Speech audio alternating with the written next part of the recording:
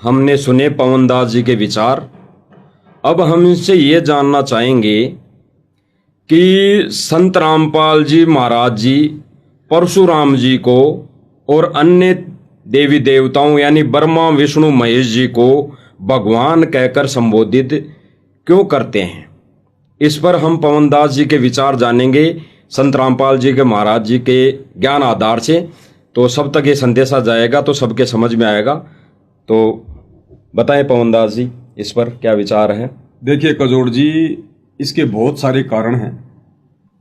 सबसे पहले तो मैं आपको ये बता दूं कि वर्तमान में सारी सृष्टि का जो एकमात्र परमात्मा है, भगवान है, परमेश्वर है, वो कबीर देव है।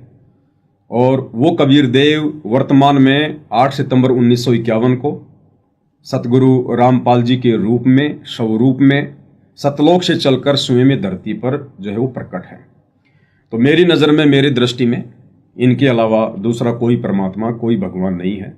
अब रही बात सतगुरु रामपाल जी के द्वारा अपने प्रवचनों में, अपने सत्संगों में, अपने कर कमल से लिखित पुस्तकों में अन्य देवी देवताओं को या महापुरुषों को या अंश अवतारों को या जैसे ब्रह्मा विष्णु महेश जी को भगवान कहकर संबोधित करने की, तो इसके पीछे बहुत सारी रीजन है। देखिए, बच्चा जब छोटा होता है और किसी कारण से वो बीमार हो जाता है तो माता पिता उसको डॉक्टर के पास लेकर जाते हैं। डॉक्टर उसको कड़वी कड़वी दवा देता है। अब बच्चा कड़वी कड़वी दवा नहीं खा सकता और खाएगा नहीं तो वो रोग मुक्त नहीं हो सकता।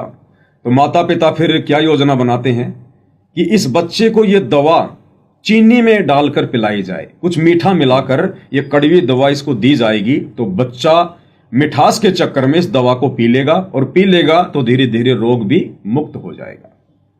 तो ठीक इसी प्रकार ये जो काल का जो 21 ब्रह्मांड है, क्योंकि सृष्टि रचना जब तक हम नहीं सुनेंगे हमें कुछ भी समझ में नहीं आएगा कि ये काल और दुर्गा क्या है, 21 ब्रह्मांड क्या है, ब्रह्मा विष्णु महेश क्या है, क्यों जन्म रहे हैं, क्यों मर रहे हैं, हम कभी सतलोक में रहा करते थे, कबीर भगवान कैसे हुआ। ये सारी बातें हमें सतगुरु रामपाल जी के सत्संगों से सृष्टि रचना सुनने के बाद ही समझ में आएगा। तो सतगुरु रामपाल जी जो स्वयं कबीर भगवान है, वर्तमान में धरती पर प्रकट हैं, संत रूप में, आम संत बनकर वो लीला कर रहे हैं।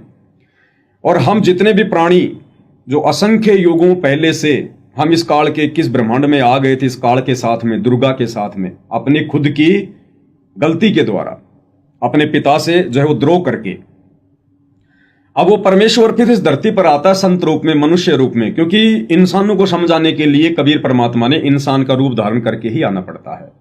और गुरु की पदवी वो इसलिए धारण करते हैं क्योंकि ज्ञान यहां गुरु के द्वारा ही दिया जाता है। तो वे अपने आप को एक सामान्य संत, एक आम संत की भूमिका में रखकर ये ज्ञान आप और हम तक वो पहुंचाते हैं। अब हम युगों युगों से इस काल की अज्ञान वाली भांग पीकर इसके नशे में हैं। हमने नकली भगवानों को जान रखा है, देख रखा है। हमारे दादा परदादा, उससे पहले वाले दादा, यानी जो भी पीढ़ियां थी वो केवल राम कृष्ण को ही भगवान कह के उन्होंने हमारे ऊपर अज्ञानता का गहरा रंग जमा दिया। फिर हमने भी जब बचपन से पढ़ा पुस्तकों में तो भी राम कृष्ण भगवान, ब्रह्मा विष्णु महेश भगवान। हम जहां भी बैठे, जहां भी गए, रिश्तेदारी में गए, किसी सत्संग में गए, किसी जो है प्रवचन में गए, वहां भी उन ज्ञानहीन नकली धर्म गुरुओं ने राम कृष्ण ब्रह्मा विष्णु महेश को ही भगवान बताया। तो हमारे ऊपर एक गहरा रंग जम गया कि यदि भगवान कोई है तो राम कृष्ण है, ब्रह्मा विष्णु महेश है या उनके अंश अवतार हैं। इसके अलावा हमने किसी को भगवान ना जाना, ना किसी को देखा। अब सतगुरु रामपाल जी ने आकर हमें शास्त्रों से दिखाना चाहा है कि भगवान कौन है। अब ये कड़वी दवा है, ये कड़वी सच्चाई है। शास्त्र ना हमारे पूर्वजों ने पढ़े, ना कभी हमने पढ़े। हमारे पूर्वज तो बेचारे अनपढ़ थे, वो शिक्षित नहीं थे, अक्षर ज्ञान युक्त नहीं थे, और उन्होंने तो कभी शास्त्रों के जो मेन जो जिल्द हैं वो भी नहीं देखे होंगे। अंदर से पढ़ना तो बहुत दूर की बात है। समाज का जो एक शिक्षित जो एक वर्ग था, जिसको हम जो है ब्राह्मण वर्ग कहते हैं, वही लोग शास्त्रों का अध्ययन किया करते थे। शास्त्रों में क्या लिखा है भगवान के विषय में, भक्ति के विषय में, उन लोगों ने जैसा हमारे पूर्वजों को बता दिया उन्होंने स्वीकार कर लिया, और जैसे हमारे पूर्वजों ने हमें कहा वैसा ही हमने स्वीकार कर लिया। तो इस आधार से लोग भगवान की परिभाषा को भूल चुके हैं।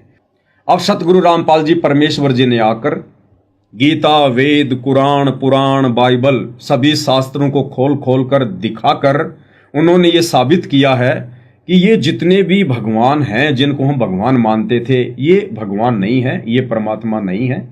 असली परमात्मा कबीर जी हैं और उन्होंने सारे इन बातों के जो है प्रमाण भी दिए हैं।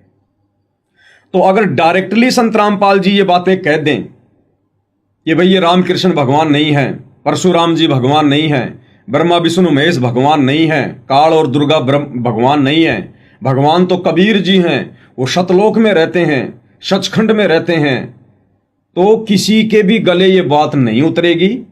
और संत रामपाल जी का जबरदस्त विरोध हो गया होता अगर डायरेक्ट उन्होंने ब्रह्मा विष्णु महेश को बिल्कुल, क्योंकि भगवान तो ये है नहीं, अगर डायरेक्ट इनको ये कह दिया होता इनके विषय में कि ये भगवान नहीं है, तो उन्होंने ये जो कड़वी जो सच्चाई है जो शास्त्रों में लिखी हुई है, इस कड़वी सच्चाई को सतगुरु रामपाल जी ने आम समाज में धीरे धीरे उतारने के लिए यहाँ के जो नकली भगवान हैं इनको भी थोड़ा थोड़ा भगवान कहकर संबोधित किया, ताकि हम उनके प्रवचनों को सुन सकें, हम उनका एकदम से विरोध ना करें।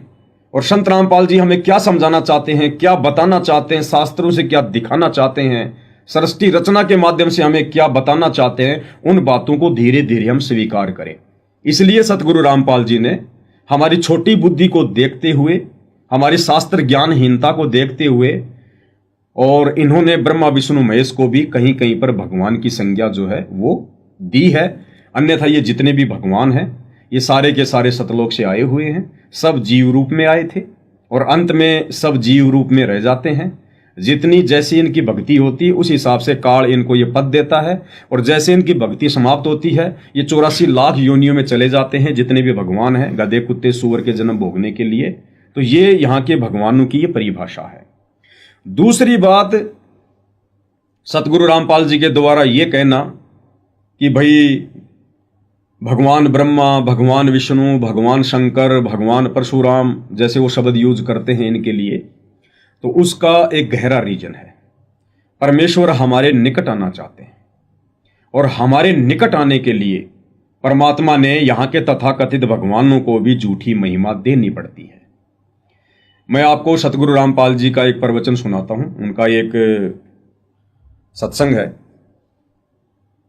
उस सत्संग में सतगुरु रामपाल जी ने आदरणीय धर्मदास जी को, जो कि विष्णु जी के कट्टर भगत थे, विष्णु जी के अलावा वो किसी को भगवान नहीं मानते थे,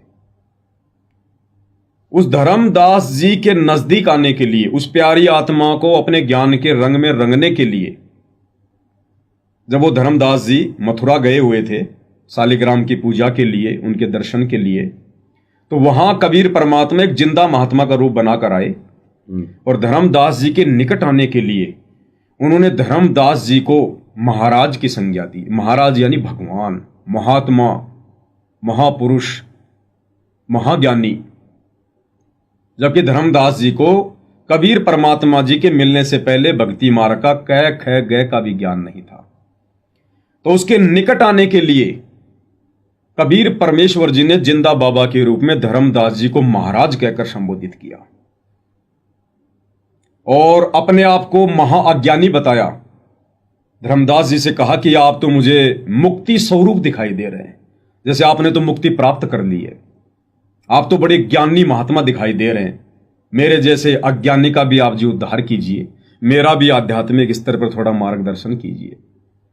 उस 2 कोटि के जीव के निकट आने के लिए और साक्षात पूर्ण ब्रह्म परमात्मा कबीर देव जी ने, जो वर्तमान में सतगुरु रामपाल जी के रूप में प्रकट हैं, उन्होंने अपने आप को अज्ञानी कहा, अपने आप को एक 2 कोटि का जीव कहा, उसको मुक्ति स्वरूप कहा। आपको सतगुरु रामपाल जी के मुख कमल से सुनाते हैं। इस सत्संग को सुनकर भगत समाज को जरूर ये विश्वास होगा कि हाँ, वो परमेश्वर हमारे निकट आने के लिए, और यहाँ के जो नकली भगवान हैं ब्रह्मा विष्णु महेश, उनके अवतार, इसलिए उनको भगवान कहकर संबोधित करते हैं ताकि इन अज्ञानी आत्माओं को एकदम से झटका ना लगे। और जब ये धीरे धीरे ज्ञान को समझने लग जाएंगे तो फिर इस कड़वी सच्चाई को भी स्वीकार करने लग जाएंगे। एक छोटा सा सत्संग है, पूज्य गुरुदेव जी के मुकम्मल से आप जी को सुनाते हैं। जब उन्होंने सब क्रिया कर ली तो परमेश्वर ने कहा कि हे महात्मा जी, देखो पुण्यात्मा, इस काल जालिम ने हमारे साथ कैसे जुल्म कर दिया। हमारे पिता ने हमारे निकटाने के लिए अब कैसे छल छिद्र करने पड़ते हैं, कैसे बहुरूपीय का काम करना पड़ता है। उस 2 कौड़ी के जीव धर्मदास को तो कहते हैं हे महाराज जी, और स्वयं कहते अपने आप को कबीर दास, मैं दास हूँ, मैं भटका हुआ हूँ और मैं सब महापुरुषों के पास जा चुका हूँ, परमात्मा के लिए घर से निकला हूँ और मुझे कोई सही मार्ग मिल नहीं रहा। आज मैंने आपका ज्ञान सुना, कुछ मेरा खिंचाव हुआ, मैं आपसे परमात्मा की जानकारी चाहता हूँ। हमको पार लंघाइयो परम उजागर रूप, जिंद कहे धर्मदास से तुम हो मुक्ति स्वरूप।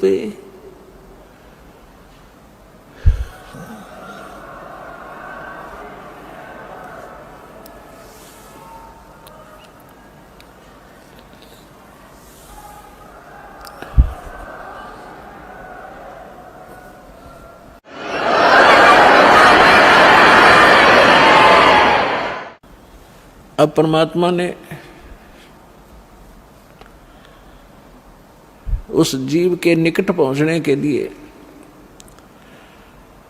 कहा कि हमको पार लंघाइयो हे परम उजागर रूप, और जिंद कहे धर्मदास से, परमात्मा जिंदा रूप में थे और तुम हो मुक्ति स्वरूप। आप तो बिल्कुल ऐसे लगते हो जैसे आप तो पार होए पड़े हो, और मुझे भी वो मार्ग बताइए ताकि मेरा उद्धार हो। परमात्मा कह रहे हैं धर्मदास जी से। तो ये है वो मेन रीजन जिस कारण से ये परमात्मा होते हुए भी हम अज्ञानी जीवों को अपनी शरण में लेने के लिए, अपना अनमोल ज्ञान हम तक पहुंचाने के लिए हमने जो काल की अज्ञानता वाली भांग पी रखी है, 2 कौड़ी के जीवों को हमने भगवान मानकर उनकी पूजा की हुई है, हम उनको भगवान मान चुके थे।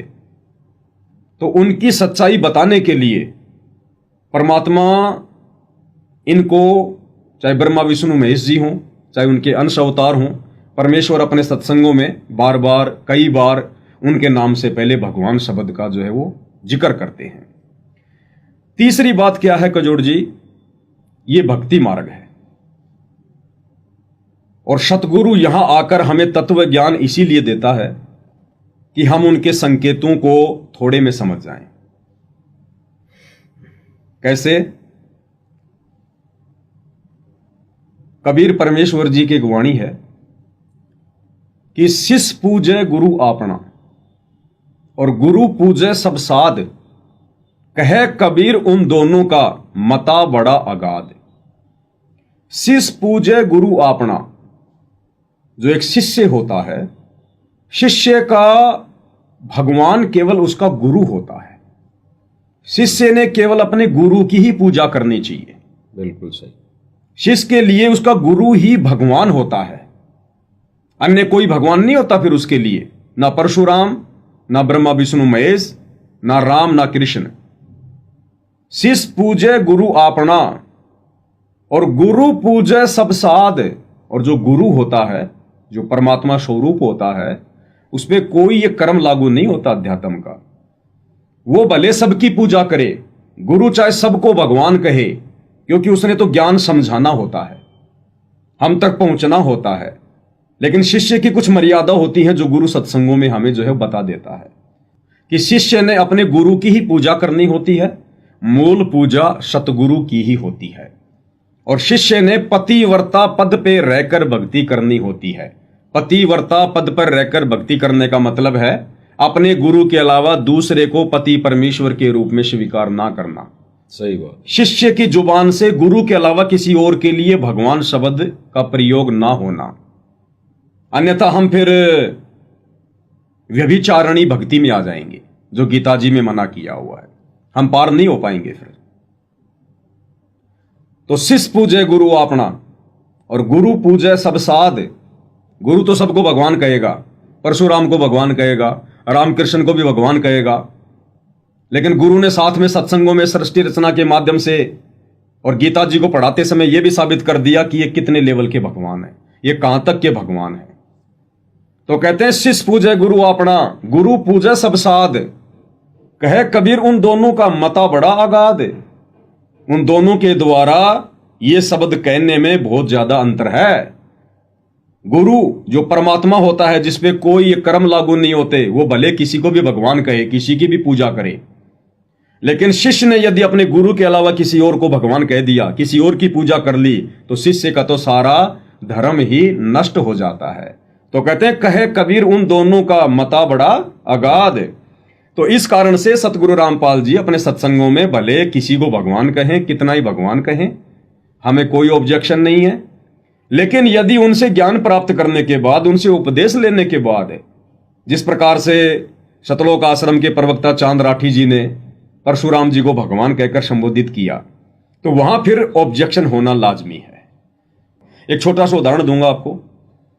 जिस प्रकार सतगुरु रामपाल जी अपने मुंह बोले गुरुदेव आदरणीय राम देवानंद जी को सत्संगों में सतगुरुदेव भगवान कहकर संबोधित करते हैं, बिल्कुल। अपने गुरु को परमात्मा कहते हैं, भगवान कहते हैं, जो कि एक शिष्य की एक मर्यादा होती है। लेकिन आज हमें पता चल गया है कि आदरणीय राम देवानंद जी संत रामपाल जी के गुरु नहीं थे, केवल उन्होंने एक भूमिका की, उनको अपना गुरु बनाकर, गुरु शिष्य परंपरा को बनाए रखने के लिए। अब सतगुरु रामपाल जी तो गुरु शिष्य परंपरा के तहत उस 2 कोटि के जीव को, आदरणीय राम देवानंद जी को सत्संगों में भगवान भी कहते हैं, सतगुरु भी कहते हैं, परमात्मा भी कहते हैं।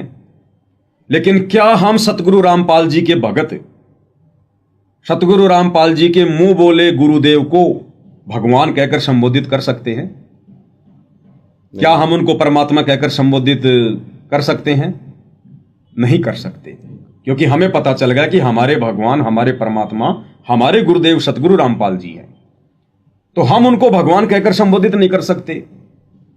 तो बताइए, जब हम अपने दादा गुरु को, जिस दादा गुरु को सतगुरु रामपाल जी भी भगवान कहते हैं, परमात्मा कहते हैं, जिनको हम भगवान कहकर संबोधित नहीं कर सकते घर की घर में दादा गुरु को, फिर भला परशुराम को हम भगवान कहकर संबोधित हम क्यों करें? ब्रह्मा विष्णु महेश को भगवान कहकर हम संबोधित क्यों करें? भगवान है कितने? एक तरफ तो संगत संत रामपाल जी को भगवान कहती है, ऊपर से परशुराम जी को भी भगवान कह रही है, ब्रह्मा विष्णु महेश को भी भगवान कह रही है। तो फिर भगवान है कौन? हमने तो सबको संत रामपाल जी के बराबर लाके खड़ा कर दिया। सतगुरु रामपाल जी ने तो हमें ज्ञान समझाने की दृष्टि से उनको भगवान कहकर संबोधित किया, लेकिन अब वो ज्ञान समझ में आने के बाद, या मैं ये कहूंगा कि जिन जिन आत्माओं को ज्ञान समझ में आ गया है, वो आत्माएं सौपन में भी सतगुरु रामपाल जी के अलावा भगवान रूप में, परमात्मा रूप में किसी और को स्वीकार नहीं करेंगी। दूसरी बात, आप जी ने सतगुरु रामपाल जी के सत्संगों में वशिष्ठ और विश्वामित्र जी की वो कथा सुनी होगी, जिसमें दोनों में एक बात को लेकर आपस में झगड़ा था, मतभेद था। विश्वामित्र जी कहा करते थे वशिष्ठ जी को कि आप मुझे ब्रह्म ऋषि कहकर संबोधित क्यों नहीं करते, आप मुझे राज ऋषि क्यों कहते हैं? तो वशिष्ठ जी ने कहा कि भाई तुम राजाओं के पास जाते हो, तुम्हारी रोजी रोटी राजाओं के पीछे चल रही है, तुम मान बढ़ाई के भूखे हो। साधु संतों का राजनीति में क्या काम, राजा महाराजाओं के पास में क्या काम? राजा महाराजाओं को काम है तो साधु संतों के पास जाओ, और साधु संतों को जैसा भी लगे उनको धर्म कर्म की उचित जानकारी दे दो। तुम तो राजाओं के दरबार में पड़े रहते हो मान बढ़ाई के भूखे। अभी तुम राज ऋषि हो, जिस दिन तुम ब्रह्म ऋषि बन जाओगे मैं तुम्हें ब्रह्म ऋषि कह दूंगा। तो इस बात को लेकर विश्वामित्र जी वशिष्ठ जी से नाराज थे, और इसी नाराजगी के कारण विश्वामित्र जी ने वशिष्ठ जी के 100 पुत्रों की हत्या कर दी थी। अब कजोड़ जी, वशिष्ठ जी के 100 पुत्रों की हत्या विश्वामित्र जी ने की, उसके बावजूद भी वशिष्ठ जी ने विश्वामित्र को ब्रह्म ऋषि कहकर संबोधित नहीं किया। तो आज हमें सृष्टि रचना के माध्यम से नकली भगवान, असली भगवान का पूरा पूरा ज्ञान सतगुरु रामपाल जी ने बखूबी करा दिया। फिर भला हम नकली भगवान परशुराम को भगवान कहकर संबोधित क्यों करें? हमें तो इनकी हकीकत का पता है। सही बात। तो ये भी एक रीजन है इनको भगवान ना कहने का, क्योंकि अब हमें सच्चाई का पता चल गया, हम सृष्टि रचना से जो है वो परिचित हो चुके हैं। अगली बात बहुत ज्यादा महत्वपूर्ण है। सतगुरु रामपाल जी के प्रवचनों में आप जी ने दुर्वासा ऋषि की भी कथा सुनी होगी। गुरुदेव ने बताया कि महाभारत का युद्ध होने के बाद गांधारी ने श्री कृष्ण जी अर्थात श्री विष्णु जी को श्राप दे दिया, और गांधारी का श्राप श्री कृष्ण जी को लग भी गया। गांधारी ने कहा कि तुमने छलबल करके मेरे पूरे खानदान का सत्यानाश करवा दिया, अब मैं तुझे श्राप देती हूं कि तेरे पूरे यादव कुल का सत्यानाश हो जाए। और गांधारी के श्राप के चलते श्री कृष्ण जी अर्थात श्री विष्णु जी के पूरे खानदान का सत्यानाश भी हुआ। 56 करोड़ यादव दुर्वासा ऋषि के श्राप के कारण यमुना में प्रभास क्षेत्र पर आपस में लड़ झगड़ कर मरे कि नहीं मरे? मरे सारे। रक्त की नदियां बही या फिर नहीं बही? अब गुरुदेव ने क्या कहा? दुर्वासा ऋषि ने श्राप दिया क्योंकि श्री कृष्ण जी का बेटा था प्रद्युम्न, उनको अहंकार हो गया था। 56 करोड़ यादवों को भी अहंकार हो गया था कि श्री कृष्ण जैसे भगवान हमारे साथ में है, कौन हमारा क्या बिगाड़ लेगा। इस चलते उन लोगों ने साधु संतों का भी अनादर करना शुरू कर दिया था। तो ऐसे ही मजाक मजाक में श्री कृष्ण जी का बेटा प्रद्युम्न, उसके अन्य साथी दुर्वासा ऋषि के पास पहुंच गए मजाक करने के लिए।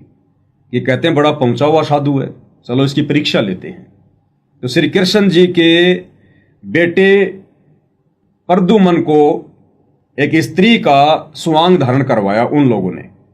स्त्री के, औरत के उनको कपड़े पहना दिए, और स्त्री जो गर्भ धारण करती है तो पेट पर कुछ जो है कढ़ाई वगैरह, कुछ कपड़े वगैरह लपेट कर ऐसा मतलब तैयार कर दिया उस प्रद्युम्न को कि जैसे ये कोई गर्भवती स्त्री है। और सारे दुर्वासा ऋषि के पास पहुंच गए और कहा कि महाराज जी, बड़े दिनों के बाद इनको पुत्र की आस है, शादी के कई दिनों बाद इनको ये गर्भ रहा है, घर वाले ये जानने के उत्सुक हैं कि लड़का है या लड़की है। तो दुर्वासा ऋषि जी ने अपनी दिव्य दृष्टि से देखा, तो देखा ये तो मजाक कर रहे हैं। दुर्वासा तो क्रोधी थे ही थे। उन्होंने तुरंत आग बबूला होकर और प्रद्युम्न को श्राप दे दिया कि बताऊं ये क्या है, लड़का है या लड़की है? ये यादव कुल का सत्यानाश है, यादव कुल का नाश है ये। लड़के डर गए, वापस दौड़ के आ गए, गांव वालों को बताया। अंत में होना जाना कुछ भी नहीं था। अब दुर्वासा ऋषि के श्राप के कारण जब वो समय आया, जो श्राप दिया था कि पूरे यादव कुल का सत्यानाश होगा, तो यादव कुल में तो श्री कृष्ण जी भी थे, उनके बेटा बेटियां, उनकी पत्नी, रिश्तेदार सब थे। दुर्वासा ऋषि के श्राप के कारण 56 करोड़ यादव आपस में यमुना के किनारे पर प्रभास क्षेत्र में कट कट के मरे। इस विषय पर आदरणीय गरीबदास जी अपनी वाणी में कहते हैं, गरीब दुर्वासा कोपे तहां, कोपे यानी वो क्रोध में आया और समझ न आई नीच। दुर्वासा जी को आदरणीय गरीबदास जी ने नीच की संज्ञा दी है कि दुर्वासा कोपे तहां समझ न आई नीच, कि उस नीच आत्मा को यह समझ में नहीं आया कि रे वो बच्चे थे, मजाक कर दिया, कोई बात नहीं, संतों का काम तो माफ करने का होता है। लेकिन उसने आग बबूला होकर उनको श्राप दे दिया कि दुर्वासा कोपे तहां और समझ न आई नीच, 56 करोड़ यादव कटे, वहां मची रुधिर की कीच, कीचड़ मच गया वहां खून का। अब आदरणीय गरीबदास जी ने दुर्वासा ऋषि को नीच की संज्ञा दी। अब दुर्वासा ऋषि कौन थे? श्री कृष्ण जी के धार्मिक गुरु। श्री कृष्ण जी कौन थे? श्री कृष्ण उर्फ विष्णु। विष्णु को तो सारी दुनिया भगवान कहती है। परशुराम जी तो विष्णु से नीचे थे, क्योंकि परशुराम जी उर्फ विष्णु नहीं थे। परशुराम जी तो विष्णु के लोक से एक आत्मा आई थी, जबकि श्री कृष्ण रूप में तो विष्णु स्वयं थे। तो श्री कृष्ण का गुरु कह लीजिए, चाहे विष्णु का गुरु कह लीजिए, तो विष्णु अर्थात श्री कृष्ण जी के गुरु को भी आदरणीय गरीबदास जी ने अपनी अमृतवाणी में नीच की संज्ञा दी है।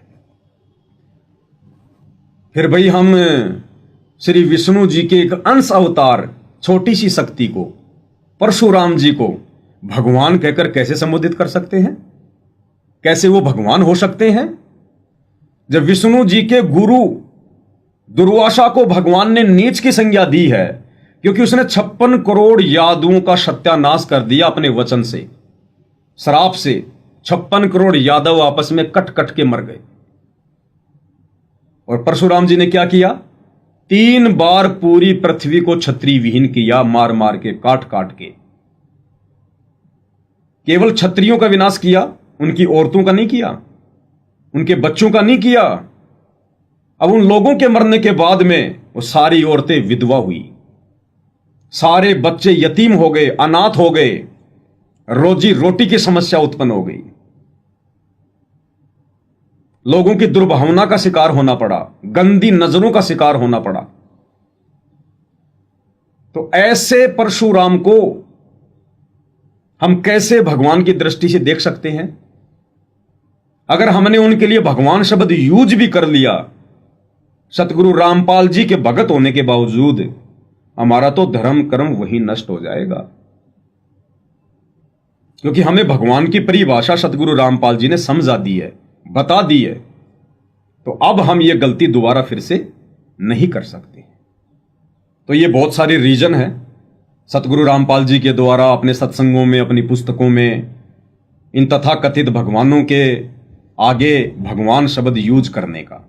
लेकिन उनके शिष्य की क्या मर्यादा है, उनके भक्तों की क्या मर्यादा है, उनके भक्तों ने भगवान शब्द का प्रयोग करना चाहिए नहीं करना चाहिए, अब यह तो उनके भक्तों के बुद्धि और विवेक के ऊपर ही निर्भर करेगा।